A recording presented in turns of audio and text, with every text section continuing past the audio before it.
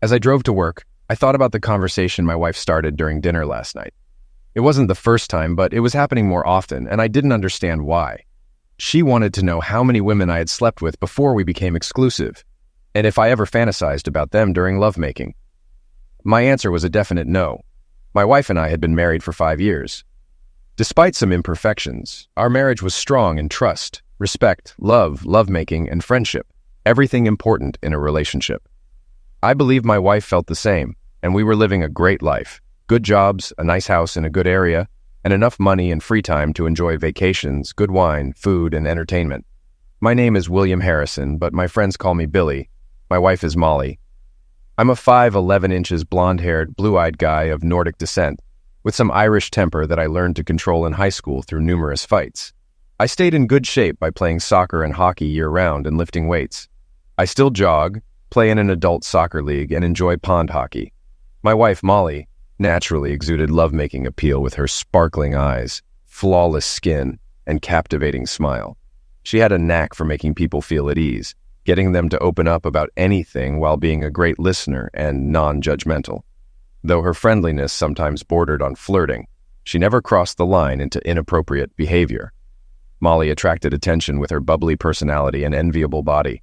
5'7" inches tall, blonde hair, blue eyes, and an amazing figure, especially her legs and firm hips. She stayed fit by going to the gym 4 to 5 nights a week, which was her main hobby outside of work. I often joked about my urge to grope her whenever she walked by, and she didn't mind. Molly's personality was perfect for me, although she had one flaw that sometimes led to emotional discussions. Once she made up her mind about something, she wouldn't change it. She believed she was right, especially in non-scientific matters, making her quite stubborn on certain issues. Changing her mind was nearly impossible once she decided on something. We married right after college, having exclusively dated for the last 2 years of school. Molly didn't have many physical partners before marriage, unlike me. During my senior year of high school and the first 2 years of college, I had numerous partners. At 19, one of my first partners was an older divorced woman who taught me a lot about pleasing a woman and making her peak. Thanks to her, I became skilled at ensuring my partner's pleasure before my own. I explained this to Molly when she asked how I knew how to please her so well. While grateful for my experience, she felt jealous about missing out on different partners and physical experiences. Professionally, I work as a mechanical engineer at Abbott Labs, designing and testing injection-molded components for medical devices like ventilators and pumps. I enjoy the challenging yet low-stress job, which also allows me time and money for hobbies. My latest project is restoring a 2005 Winnebago B-Class RV for week-long trips with Molly to places like Lake Superior's North Shore, the mountains, and the ocean. Molly was a CPA working for a top national accounting and consulting firm. Her job paid well, wasn't too stressful, and involved some travel. Occasionally, she accompanied junior CPAs on audits to ensure thoroughness and proper training. Recently, she'd been traveling with Andrew, a new employee starting his 3-year path to CPA qualification. Molly once mentioned how attractive and confident Andrew was after their first trip, but hadn't talked about him much since. As I spent more time finishing the RV, I grew more excited about our upcoming trips. However, I noticed Molly wasn't as enthusiastic and seemed less bubbly and open in her communication with me. Our lovemaking life was still great, and a few times in the past weeks, Molly came home late and passionately initiated lovemaking. The last time, her underwear were already wet, indicating she was incredibly turned on by something. After one of our intense post-work lovemaking sessions, I went down to start dinner while Molly jumped into the shower. I felt that things had been off lately and decided to talk to Molly about it over dinner. Meanwhile, Molly enjoyed the hot water, but also felt a pang of guilt. She had been going to lunches, happy hours, and recently dinner and dancing with her coworker, Andrew. Their conversations had become increasingly flirtatious, crossing the boundaries of what a married woman should allow. She was obsessed with this secret and the idea of lovemaking with another man. Molly was very attracted to Andrew and had decided last week to have lovemaking with him, believing it would help her move past the obsession and refocus on our marriage. She knew I had many partners before our relationship and believed I would never cheat on her, and she would never cheat on me. But she was determined to have a weekend with Andrew and was contemplating how to discuss it with me. She loved me deeply and didn't want to hurt me, but felt that if I loved her as much as she knew I did, I would understand, and we could move past it, even becoming stronger. She hoped she wasn't fooling herself, but her mind was made up. When Molly came down to the kitchen, I had prepared shrimp salads, cornbread, and poured 2 glasses of wine. As she sat, I said, "Molly, we need to talk about something, and I'm not sure how to begin." "Billy, just say what's on your mind. We love each other and can talk about anything. I also need to talk to you, but you go first." "Oh, that sounds a bit ominous. How many marriages start their end with, 'We need to talk'?" "Don't be silly, Billy. This isn't bad. It's something that will be good for me and, ultimately, good for you too. I'm not sure how to say this, but something feels off with us. You haven't been as open and loving lately." "Billy, did you forget about the amazing lovemaking we just had?" "Molly, I'm not talking about that. But since you mention it, what made you so incredibly aroused that you almost tore my clothes off?" Molly's expression shifted to concern and guilt. "If you don't like me being that aroused for you, then maybe it's your problem, not mine." I noticed her defensive attitude. "Molly, I see your concern and guilt. Can't you see it? Please tell me what's really going on. Should I be worried?"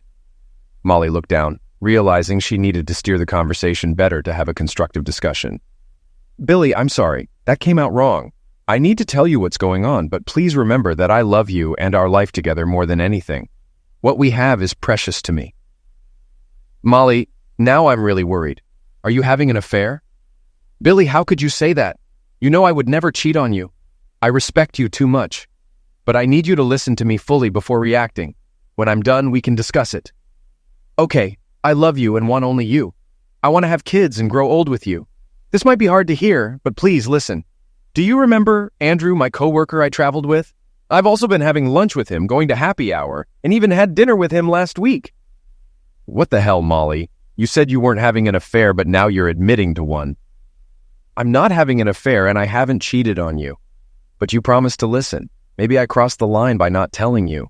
I don't love him, but we've been flirting and sharing things with physical innuendo.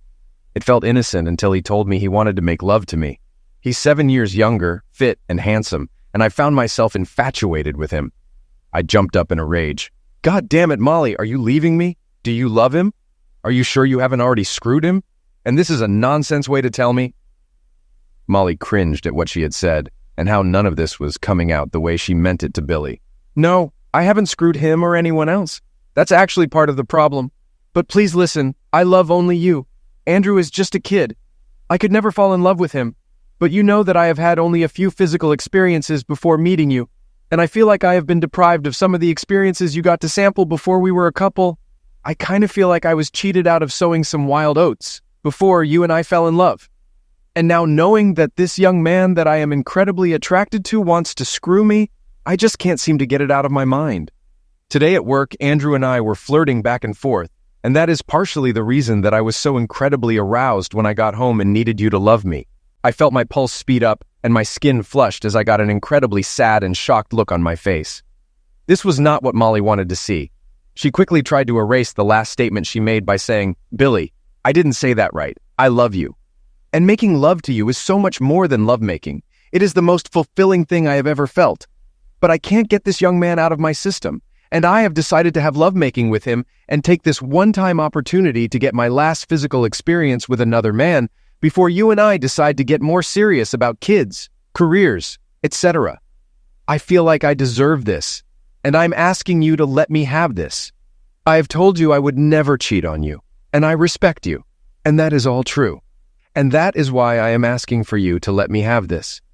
But I guess I am also telling you I have made up my mind to do this." Molly was stunned to see me slump in my chair, tears filling my eyes and sliding down my cheek. This wasn't how she imagined it. It was supposed to be just lovemaking, nothing more. She had to convince me. "Billy, I love only you. I want to be married to you and grow old with you. This is just lovemaking, a one-time thing to get it out of my system. I swear I'll make it up to you for the rest of our lives if you let me have this. I will never cheat on you, and that's why I'm asking for this one-time gift as proof of your love for me." I jumped up from the table, hurt and anger in my eyes. "How could you equate my approval with proof of my love? That's nonsense. Here's what I'm hearing. You have already cheated on me. You have an emotional relationship with someone from work, shared closeness details, and spent time together. It's already cheating. Are you sure you haven't slept with him already? How will you make it up to me? By having more lovemaking, spending more time, or showering me with gifts? Aren't you supposed to do that now? Billy, stop. It's not an affair, and no, I haven't slept with him. But I did kiss him a few times after happy hours. Maybe it was the booze, but the thrill of someone different turned me on. This is a one-time physical experience, not an affair. I'll never love him, and I'll always love you. I feel I need this. If you loved me as much as I thought, you would give me this. It's only lovemaking, not love. It doesn't mean anything, but I can't get it out of my mind. I need this, and I promise I'll make it up to you. Molly, I can't believe you're asking me this. You've already disrespected me by starting an emotional and physical relationship with this guy. You've cheated by talking about lovemaking and kissing him. To me, that's as closeness as sleeping with him. I can't believe how naive I've been. I thought you loved me as much as I love you. I would never hurt you like this. Do you even understand how much you've damaged our relationship? I thought I could always trust you. But you've shattered that trust. Billy, stop being dramatic. I love only you. You can trust me, which is why I'm telling you this. It's just about me, not you. It's meaningless lovemaking. Fine, maybe I'll find some meaningless lovemaking too and see if you still believe that. I stood up, grabbed my keys, and headed for the door. Billy, grow up and come back. This isn't bad. It will make me better and allow me to give you more love and attention in the future. Screwing another man will make you better? You're delusional. How can you believe this? You say you love me, but expect me to accept your infidelity. I will never get over this. If you go through with it, we're done. Do you understand? I started to cry, ran to my car, and was backing out of the driveway when Molly called after me. Billy, no. Please come back. We can get past this. I'll make it good for you. All I could do was look at her with extreme sadness and pain as I drove off into the night. It will be good for me. What the hell? This is unbelievable. God, what do I do now? Molly sat, stunned and depressed, realizing she had messed up. Why doesn't he understand how much I need this and that it won't hurt our love and relationship? But deep down, she knew it already had. They had never fought like this before. Billy had never walked out or questioned her love. Now she questioned his. She didn't want to admit she had done significant damage, but she had already planned to meet Andrew for brunch on Saturday and spend the afternoon and night having lovemaking at the Hilton, returning Sunday night to dedicate herself to Billy. She believed Billy would get over it and their relationship would improve. After 2 hours with no word from Billy, she became really concerned. He was in a bad mental state when he left. She expected a call to make up, but with no contact, she tried calling him. He didn't pick up, so she left a voicemail. Billy, I'm sorry you took this so dramatically and got hurt. Please don't be hurt. I love only you and want to be with you forever. This is about me getting something I missed in my past. Please understand and come back to me. She got ready for bed, checked her phone again, and saw no response from Billy. She lay down and drifted into a fitful sleep.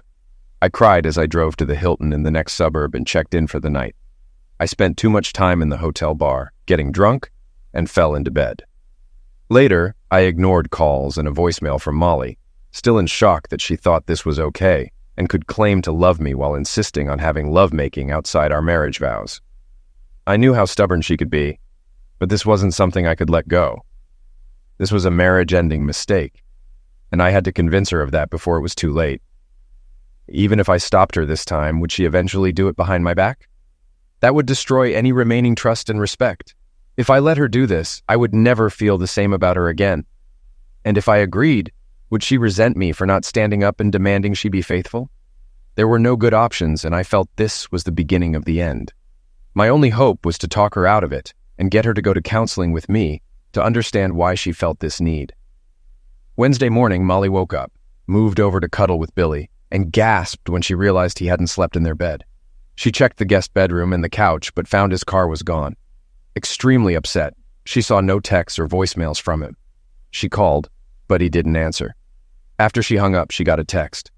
Molly, I'll be home at 7 p.m. tonight. Please eat before I get there. We need to have a serious discussion about our future. Molly initially thought, God, Billy, quit being so dramatic. She was angry, but then started to worry. Billy seemed to be suggesting they might not have a future together, which was the last thing she wanted. She loved him and wanted to be with him. She had to make him understand that tonight. Molly went to work, and as soon as she sat down, Andrew approached her. Good morning, Hot. You look good enough to kiss and cuddle. Are we still on for Saturday? Did you tell your husband? Should I be worried? Andrew, let me handle Billy. He won't hurt anyone. He's not sold on the idea, but he'll be okay. Yes, we're still on for Saturday, and I'm excited about it. After he left, Molly texted Billy again. Billy, are you okay? Please know that I only love you and want you. Our future together will be better and better. An hour later, I replied sarcastically, yes, sure. Molly was mad at how immature I was being, but also sad at how much this was hurting me.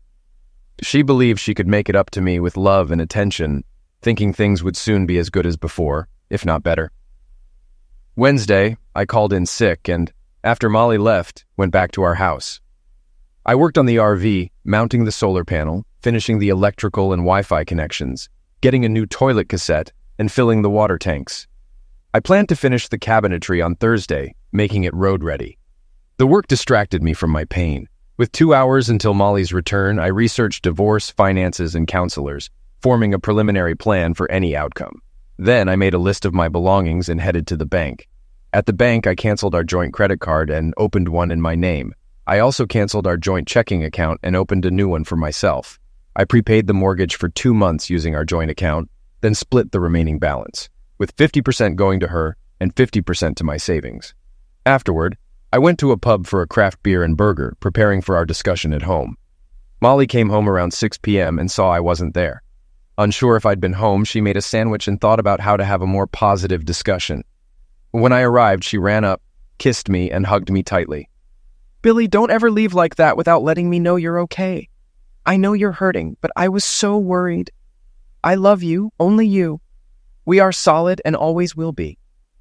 So you knew I was hurting, and you love only me? I wish that were true, Molly, but I doubt it now.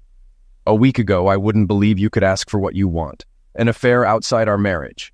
It's inconceivable to me that you claim to love me and then ask for permission to commit infidelity.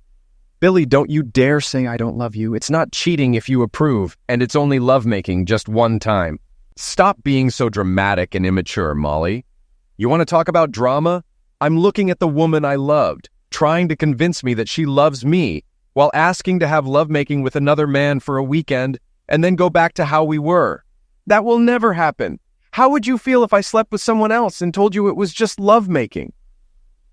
That's not fair, and you know it. Billy, you've had dozens of women and all kinds of experiences.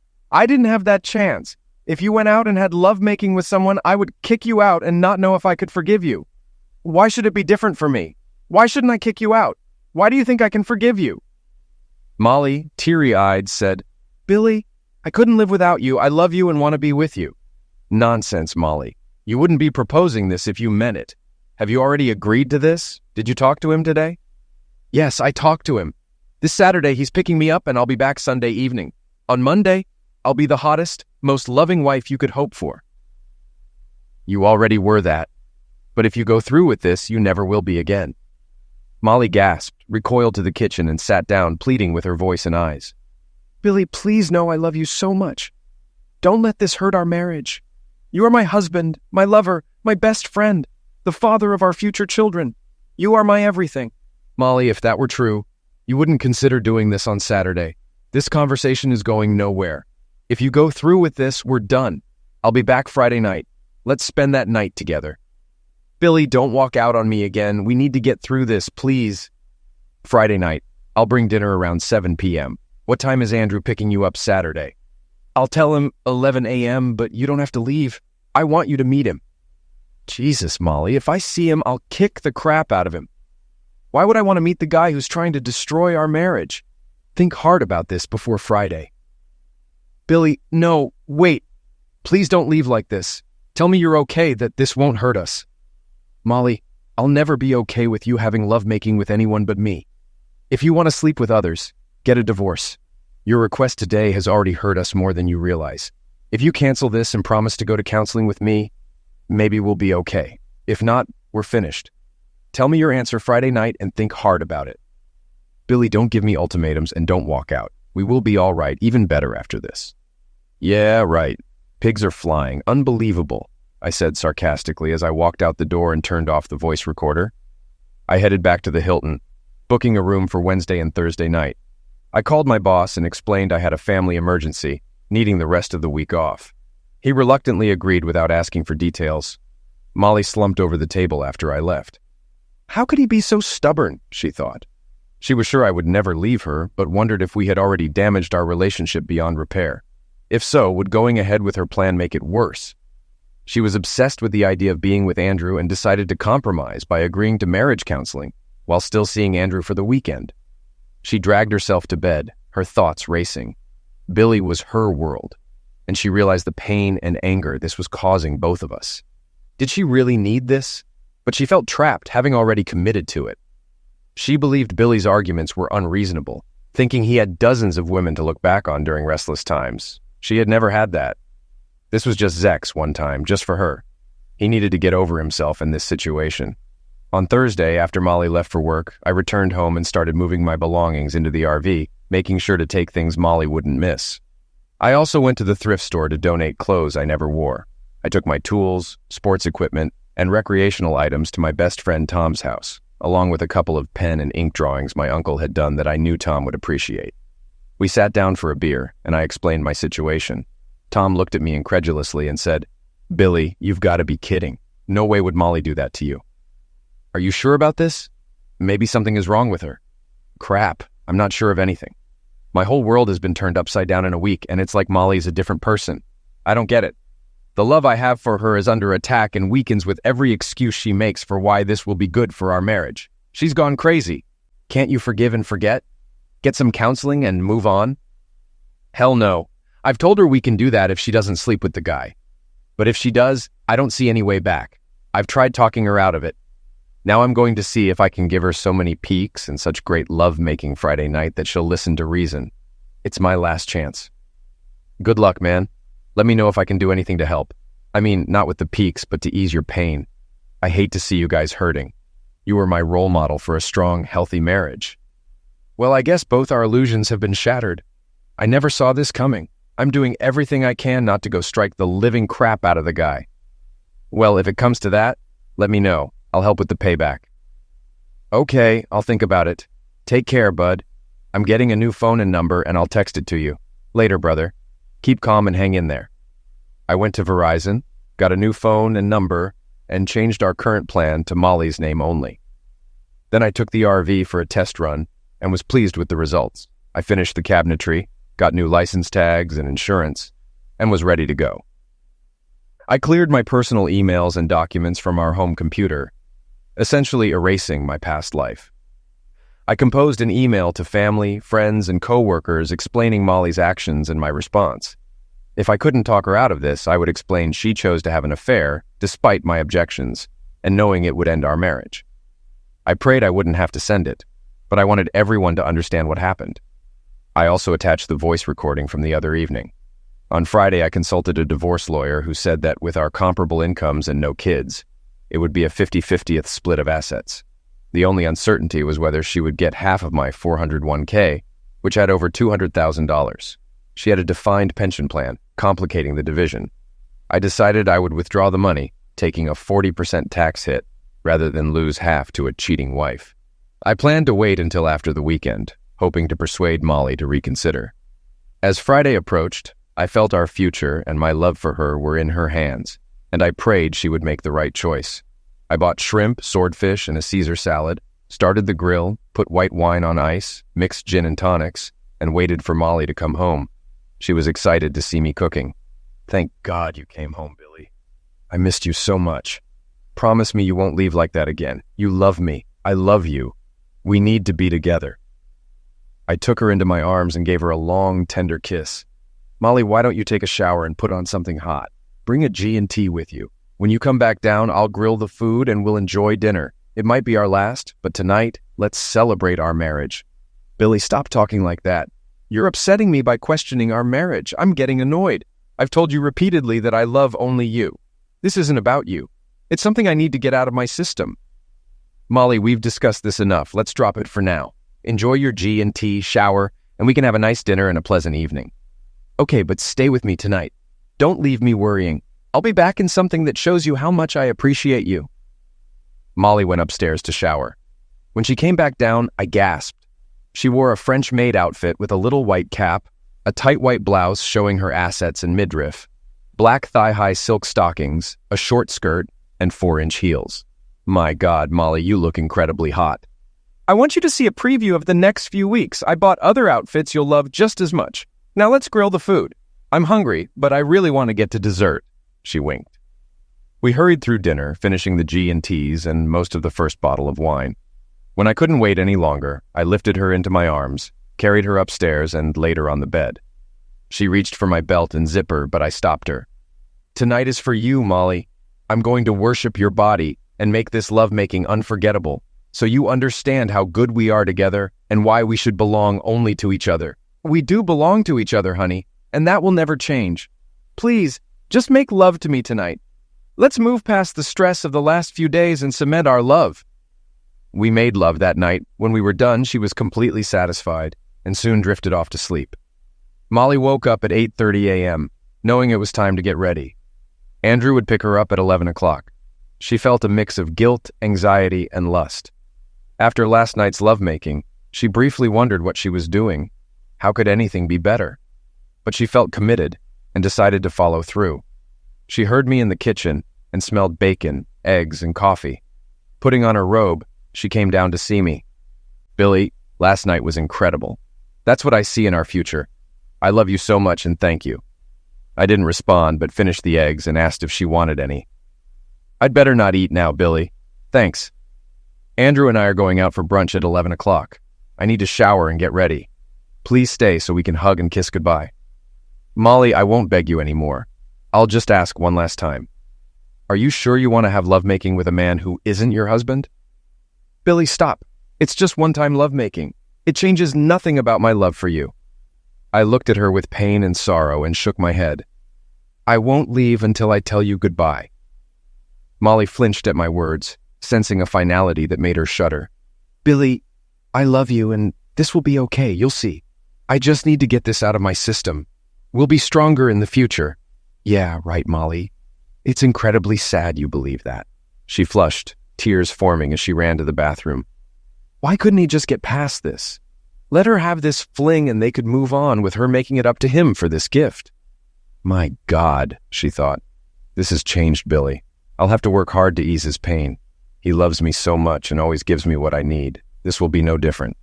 She showered, applied makeup, and wore a hot but tasteful dress, thigh-high stockings and heels. When she came down with her weekend bag at 10:30, it felt like a knife in my heart seeing her dressed for another man. Billy, you're okay, right? You know I love you, don't you? And you love me. Didn't last night show how we can get past this and how great our life will be? Molly, I wanted last night to be special for us. It was a celebration of our marriage, and I wanted it to be a memory we could carry forever. Billy, don't say our last night together. That's cruel. You're making me feel guilty for one meaningless weekend of lovemaking I need to get out of my system. Of course, we'll be together and better than ever. She moved to kiss and hug me, but I turned away. Molly, our night is over. You chose a weekend of meaningless lovemaking over your husband. These kisses don't matter anymore. Billy, stop it. It's not like that. This is one and done, and I deserve it. You have history with dozens of women to fantasize about, and I have nothing. I need this to get it out of my system. It isn't love, and doesn't affect our relationship or my love for you. Yes, Molly, this is one and done. Before she could respond, a car honked outside. Billy, stop the drama. I'll be back Sunday night, and you'll still be my only love and life partner. The horn honked again, and Molly asked, Should I introduce Andrew so you see he's just a kid I'm attracted to, not a threat? I looked at her with pain and anger and said calmly, Don't let him in or I'll break his nose, jaw, and crush him. I'll enjoy his screams. Molly shrunk back, shocked by my anger. Please, Billy, let me have this one and done, and I'll be back to love you forever. She picked up her bag, walked to the door, and turned to smile. But seeing my pain, she blew a kiss and said, Billy, Sunday night and beyond, I'll be the best wife and partner. I love you. Goodbye, Molly. I waved. She stood there briefly, contemplating something before walking out the door. I sat down in a kitchen chair and cried, feeling I had done everything possible to prevent this marriage-ending affair. Molly seemed to be in her own world, justifying that this was necessary for her and beneficial for us. After half an hour of crying, I got up and began moving my belongings to the RV. In the bedroom, I noticed Molly had left her wedding rings in a bowl on her dresser. I put them in my pocket as my sorrow turned to growing anger. 2 hours later, I had packed all my important items. The paintings, sketches, and sculptures my uncle left me were carefully wrapped, boxed, and placed under the RV's queen-size bed. My clothes didn't all fit, so I quickly sorted through them and threw the rejects in the garage trash. Walking around the house with anger and pain seething, I saw our wedding album with 40 photos from our wedding 5 years ago. What once brought me joy and peace now intensified my pain and anger. I ran to the garage, grabbed a box cutter, and slashed an X through several of the photos, cutting out the triangle portion with our faces and tossing them into the fireplace. I went to the desk, wrote my final letter to Molly, tears falling on the paper. I placed the letter and a check for her half of our joint accounts into an envelope and wrote her name on it. I set the photo album and the letter on the kitchen table, removed my wedding ring, and placed it on top. I scheduled an email to all our friends, relatives, and contacts for Monday at 9 a.m., knowing I'd be long gone by then. I walked out, got into my RV, and drove away from my old life. It was now mid-Saturday afternoon, and Molly and Andrew had enjoyed brunch and checked into the hotel he booked for the weekend. They undressed slowly, with Molly feeling excited at seeing another man unclothed and aroused. He led her to the bed, kissed her a few times, and then tried to go straight to lovemaking. She told him, "Relax, Andrew. Take your time. We have all day today and tomorrow to enjoy this. How about you go down on me and get me warmed up?" "Molly, I don't do that and find it kind of disgusting. Here, let me get you warmed up." He then jammed his fingers into her for a few minutes. Though it wasn't pleasant or hot to her, he quickly moved to the missionary position. He grunted through about 2 minutes and yelled, "I'm going to climax. Do it with me, Molly." With that, he was done. He rolled off and laid back on the bed. Molly lay there in disbelief. She wasn't even close to climaxing and was barely aroused. Andrew jumped up and ran to the bathroom, saying he needed to clean himself up and would bring her a washcloth. She turned away from the bathroom, wondering what she was doing and what she had done to cause Billy so much pain for something that was turning out to be more meaningless than she thought. She grabbed her cell phone from the bedside table and quickly composed a text to Billy. "Billy, my love, please know that I love only you. Please tell me that you are okay and that you love me too. I can't wait until I see you again." Andrew came back, and being young, he was ready to go again. They had lovemaking 3 times that afternoon, and although she finally climaxed the 3rd time, it was her own effort. They got up, dressed, and went out to dinner. Dinner was awkward, with small talk and no real connection, either physically or mentally, between them. The magic she thought she felt before was gone. They danced after dinner, but it felt like dancing with her brother or uncle. The physical attraction she convinced herself was strong had disappeared. Although Andrew wanted to return to the room quickly, she kept ordering drinks, putting him off until they were both very drunk and had trouble getting back to the room. When they got there, she quickly stripped off her clothes, collapsed onto the bed, turned away from Andrew, and went to sleep. In the morning, she woke up with a hangover and could feel Andrew snoring beside her. She decided the damage was already done, so she should give it one more try to see if she could have any memorable lovemaking with the young man. She tried to give Andrew a morning BJ, determined to turn him on enough to do something exciting in bed. Andrew woke up, enjoying it, and without warning, moving up to him, she said, "How did you like that, baby?" She moved in to kiss him, and he said, "Oh, gross, I'm not kissing that mouth. Can you please clean up, brush, and then come back to bed?" She grabbed her phone in disgust, went into the bathroom, and locked the door. She got in the shower, washed herself as if trying to wash off a plague, dried off, and sat down on the toilet. She checked her phone and saw that Billy had not responded to her texts. She tried calling him, but it went straight to voicemail. She sent him another text. "Billy, I love you. Are you okay? Please tell me you're okay, and we can get past this. This has turned into a meaningless and miserable mistake, and I know I want only you forever. I'll be home as soon as I can to hug you and tell you how much I love you. Please let me know you are okay." She convinced Andrew to go down for breakfast, and as they were finishing, she said, "Andrew, this was a mistake for me. I only love my husband, and this weekend with you has shown me that no one can compare with him. I'm going to go up to the room, pack my bag, and leave now. I'll get a cab. I don't want to see you again for lunch, happy hour, or dinner, and I'd appreciate it if we could avoid each other at work. I'm sorry, but this was just a major mistake." "Well, screw you, witch. You're the one who wanted this so badly and talked me into it. Go ahead and run back to your husband and try to forget how great the lovemaking with me was. There are plenty of women better looking than you who would love to be with me." Andrew, you're just a boy, and you don't have a clue how to please a woman. Get out of your delusion." With that, she walked up to the room, packed her things, and left. Molly grabbed a cab and got home around 3 p.m. on Sunday. The first thing she noticed was that the big RV that had taken up half of her driveway was gone. Wow, I guess Billy actually finished that thing, and he must have decided to go for a test drive or an overnight trip. I wish I could have been here for that maiden voyage, and I'm surprised and bummed out that he didn't wait for me. As she entered the house, she sensed that something was different.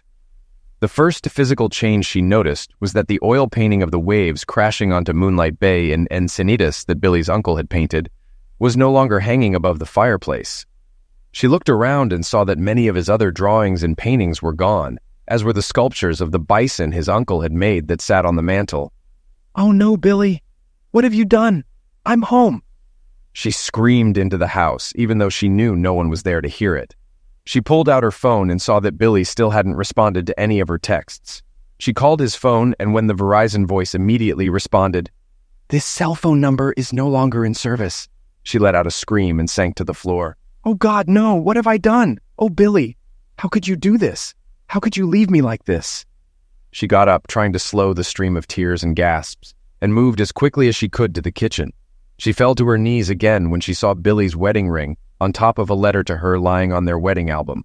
She sank into a chair, picked up the ring, and stared at it, unable to believe what was happening and what it all meant.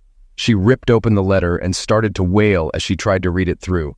"Molly, as you can guess, this is my final goodbye. Maybe I'm a coward, but I couldn't face you after you walked away from me and our marriage. I found your wedding rings in the bowl on your dresser, which perfectly symbolized how you abandoned our marriage. You knew that wearing the rings would mean admitting you were cheating, ruining your idea of a free pass for the weekend. I think you believed without a doubt that you could sleep with someone else and return to me, thinking our marriage would remain unchanged. I don't know how you could think it was okay to break our vows, humiliate and disrespect me, and consider it just a harmless weekend fling. But the reality is, it meant everything. It showed me that your love for me, if it existed, was nowhere near my love for you. It was far from what I deserved and what I naively believed I had. You hurt me more than anyone ever has. You took my love, pulled it out of my chest and stomped on it. You cheated the moment you started flirting with your lover. You sealed it with kisses at happy hours and dinners, thinking it was okay. And you delivered the final blow by assuming I would be fine with you having an affair. How could you think you deserved it and that if I loved you, I would accept it? I did everything to pull you back, but you ignored me. I told you our love, marriage, and friendship could never be the same, but you called me immature and dramatic. I suggested counseling to save our marriage if you stopped the fling before it happened, but you dismissed me. I warned that our last night of lovemaking would be the last time we were together if you went through with the affair, but you ignored me, assuming I would be there for you no matter what. I don't understand how you could think I would be okay with this. It's like you didn't know me at all, and evidently, I didn't know you because I trusted you and never thought you could destroy me like this. I could have physically stopped you, but I knew that would lead to resentment and a slow end of the marriage. You were kidding yourself thinking it was a one-time thing. If the lovemaking was bad, you would seek another fling to get it out of your system. If it was good, you would crave it again. You likely wouldn't have told me about future infidelities after seeing what we are going through now. But I knew they would come. I guess we'll never know.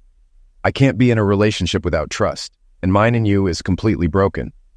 I couldn't love you again, wondering if you were thinking of someone else. When you walked out the door, you took all the love, respect, trust, and friendship you claimed to have for me and washed it away.